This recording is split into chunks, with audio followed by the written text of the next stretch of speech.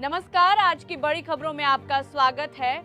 मैं हूं अनामिका। आज की ताजा ब्रेकिंग बुलेटिन न्यूज, देश दुनिया के हर अहम अपडेट के लिए बने रहिए हमारे साथ। तो चलिए अब चलते हैं आज की बड़ी खबरों की तरफ।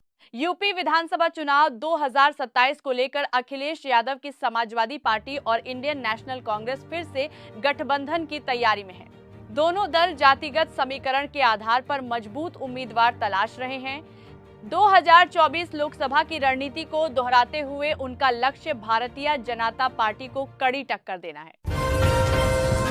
बिहार की राजनीति में नीतीश कुमार के सक्रिय राजनीति से दूर होने की चर्चाओं के बीच जनता दल यूनाइटेड के भविष्य पर सवाल उठने लगे हैं। पार्टी के अंदर उनके बेटे निशांत कुमार को संभावित चेहरा माना जा रहा है। अब चर्चा है कि क्या वह चिराग पासवान की तरह राजनीतिक चुनौतियों के बीच खुद को साबित कर पाएंगे। अमेरिकी राष्ट्रपति डोनाल्ड ट्रंप ने दावा किया है कि भारी सैन्य नुकसान के बाद ईरान अब समझौते के लिए लगातार संपर्क कर रहा है। ट्रंप के मुताबिक यूनाइटेड स्टेट्स और इजरायल की संयुक्त कार्रवाई में ईरान की करीब 60% मिसाइल प्रणाली और 64% लॉन्च इंफ्रास्ट्रक्चर नष्ट कर दिए गए। ईरान युद्ध का असर अब चाइना पर भी दिखने लगा है। राष्ट्रपति शी जिनपिंग की सरकार मध्य पूर्व में बढ़ती अस्थिरता को लेकर चिंतित है, क्योंकि ये चीन के तेल आयात, समुद्री व्यापार मार्गों और वैश्विक निवेश योजनाओं को प्रभावित कर सकता है। हालांकि फिलहाल चीन के पास कई महीनों का तेल भंडार मौजूद है। क्रिकेट के महान खिलाड़ी सचिन तेंदुलकर के बेटे अर्जुन तेंदुलकर ने मंगेतर सानिया चंडोक से शादी कर ली। इस शादी समारोह में अमिताभ बच्चन, युवराज सिंह, जहीर खान और हरभजन सिंह समेत क्रिकेट और फिल्म जगत की कई बड़ी हस्तियां शामिल हुईं और नव दंपति को आशीर्वाद दिया। मिडिल ईस्ट में जारी युद्ध के असर से पाकिस्तान में तेल संकट गहराता जा रहा है। रिपोर्ट के मुताबिक देश के पास सिर्फ 10 से 14 दिनों का पेट्रोलियम भंडार बचा है। अगर जल्द आपूर्ति नहीं हुई तो परिवहन, कारोबार और अर्थव्यवस्था पर बड़ा संकट खड़ा हो सकता है। डोनाल्ड ट्रंप ने ईरान को लेकर बड़ा बयान दिया है। ट्रंप ने कहा कि ईरान के साथ बिना शर्त सरेंडर के अलावा कोई डील नहीं होगी, जिस तरह से सरेंडर के अलावा कोई डील नहीं होगी। वहीं ईरान ने शांति की बात कही, लेकिन हमले जारी हैं और युद्ध का असर कई देशों तक फैलता जा रहा है। पश्चिम बंगाल विधानसभा चुनाव से पहले मतदाता सूची को लेकर बड़ा विवाद खड़ा हो गया है। मुख्यमंत्री ममता बनर्जी ने आरोप लगाया है कि मतदाता सूची में बदलाव चुनाव को प्रभावित कर सकता है। इस मुद्दे ने राज्य की राजनीति में नई बहस और सियासी तनाव बढ़ा दिया है। नीतीश कुमार ने पटना स्थित सीएम आवास पर जेडीयू नेताओं की बैठक की। बैठक में फैसला हुआ कि उनके बेटे निशांत कुमार 8 मार्च को जनता दल यूनाइटेड में शामिल होंगे और उन्हें बिहार का डिप्टी सीएम बनाया जाएगा। वहीं नीतीश कुमार के राज्यसभा जाने के फैसले से पार्टी के कुछ कार्यकर्ताओं में नाराजगी भी देखी जा रही है।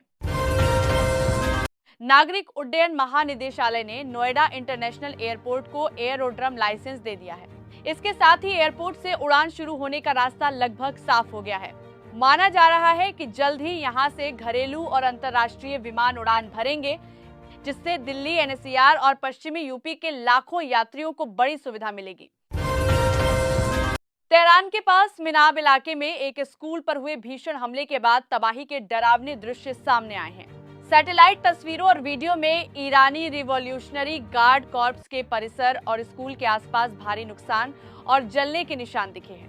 ईरानी अधिकारियों के मुताबिक इस हमले में करीब 168 लोगों की मौत हुई है, जिनमें कई बच्चे भी शामिल बताए जा रहे हैं।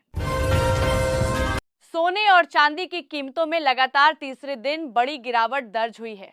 India Boolean and jewellers association के मुताबिक 24 कैरेट सोना 1835 रुपए गिरकर 10 ग्राम के लिए 58,751 रुपए पर आ गया है।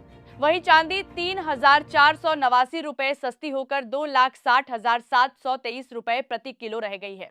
3 दिनों में सोना 8,720 और चांदी करीब 29,125 रुपए तक सस्ती हो चुकी है।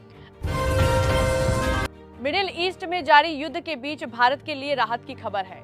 अमेरिका ने भारत को रूस से तेल खरीदने पर अस्थायी छूट दे दी है। इसके बाद भारत के पास समुद्र में करीब 1.5 करोड़ बैरल रूसी तेल वाले जहाज पहुंच चुके हैं। समुद्र के ग्रोस काम आ रहा है।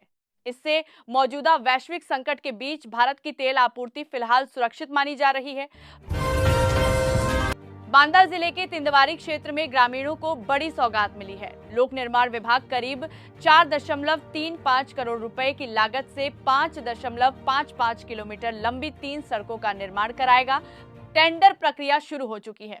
सड़कें बनने से कई गांवों के हजारों लोगों को बेहतर आवागमन, किसानों को बाजार तक पहुंच और आपात सेवाओं में बड़ी राहत मिलेगी। ईरान इजरायल युद्ध के बीच भारत में रसोई गैस की किल्लत का खतरा बढ़ गया है। स्थिति को देखते हुए सरकार ने इमरजेंसी पावर का इस्तेमाल कर सभी रिफाइनरी कंपनियों को एलपीजी उत्पादन बढ़ाने का आदेश दिया है। हिंद महासागर में अमेरिकी पनडुब्बी ने आइरिस डेना ईरानी युद्धपोत को टॉर्पीडो से डुबो दिया, जिसमें 80 से ज्यादा नाविकों की मौत हो गई। जहाज हाल ही में विशाखापत्तनम पोर्ट में अंतर्राष्ट्रीय नौसैनिक अभ्यास में शामिल हुआ था। घटना के बाद भारत की चुप्पी पर राजनीतिक विवाद शुरू हो गया है। मिडिल ईस्ट में युद्ध के बीच भारत को अब रूस से कच्चा तेल महंगी कीमत पर खरीदना पड़ सकता है। जानकारी के मुताबिक देश के पास करीब 25 दिनों का तेल भंडार बचा है। वहीं अमेरिका ने भारत को 30 दिनों तक रूसी तेल खरीदने की अस्थायी छूट दी है। इंदिरा गांधी अंतर्राष्ट्रीय हवाई अड्डा, नई दिल्ली ने बड़ा मुकाम हासिल किया है। दिल्ली एयरपोर्ट अब एशिया प्रशांत क्षेत्र का 5वां सबसे व्यस्त एयरपोर्ट बन गया है और इसने चांगी एयरपोर्ट तथा इंचियोन अंतर्राष्ट्रीय हवाई अड्डा जैसे बड़े हवाई अड्डों को भी पीछे छोड़ दिया है। कांग्रेस नेता राहुल गांधी ने पश्चिम एशिया में चल रही जंग को लेकर बड़ा बयान दिया है। उन्होंने कहा कि यह सिर्फ ईरान, अमेरिका और इजराइल का युद्ध नहीं, बल्कि अमेरिका, चीन और रूस जैसी महाशक्तियों के वर्चस्व की लड़ाई है। उन्होंने चेताया कि हॉर्मुज जल अडमरू मध्य में तनाव बढ़ने से तेल आपूर्ति प्रभावित हो सकती है, जिसका सीधा असर भारत की अर्थव्यवस्था पर पड़ेगा।